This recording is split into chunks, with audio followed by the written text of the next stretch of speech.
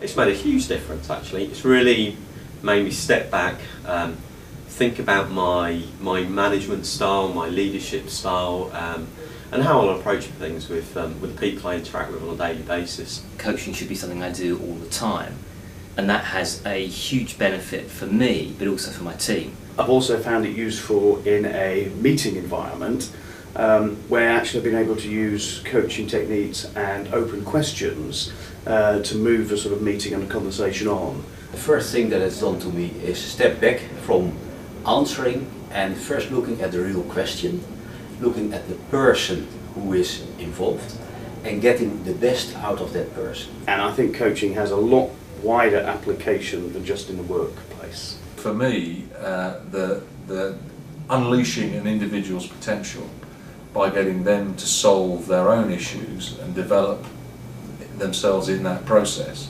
has been a bit of a revelation. What I'm now seeing though is that mindset is being adopted by the team. So even now, I recently had a conference call with a third party with someone with my team involved, and his first reaction was, well, let's just be clear about the objectives of this meeting. What are we going to...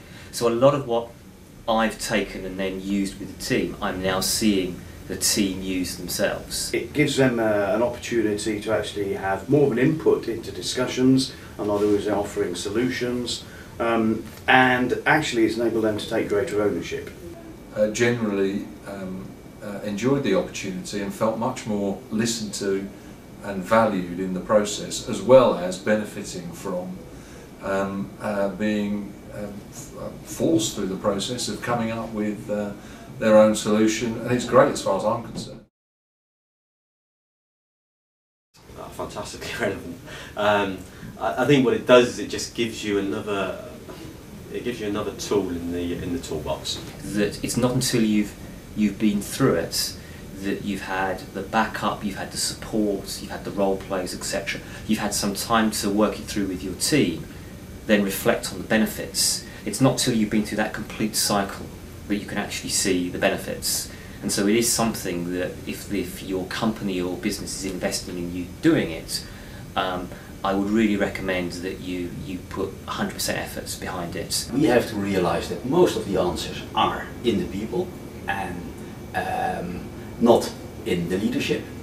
And it's let's say the skill is to get the best answers and the most sustainable answers out of the people. I thought, well, that was very, very beneficial because I feel more confident to take what I've done, I've learnt and applied, and now use it. It's not quite such a step.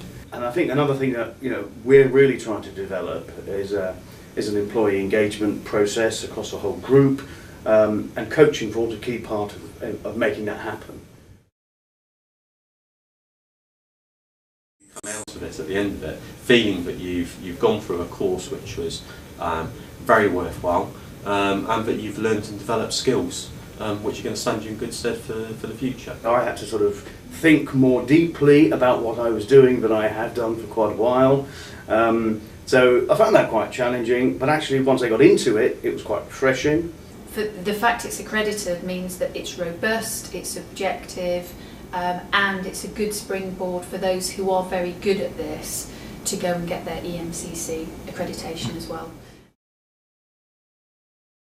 I'm confident that by the end of this year we'll have a critical mass, enough people who are advocates for the coaching style that it will really start to make a difference for the business. The culture is starting to shift. This isn't about leadership anymore, this is about culture change, and we know it's going to take a while, but my God, it's so exciting to see it.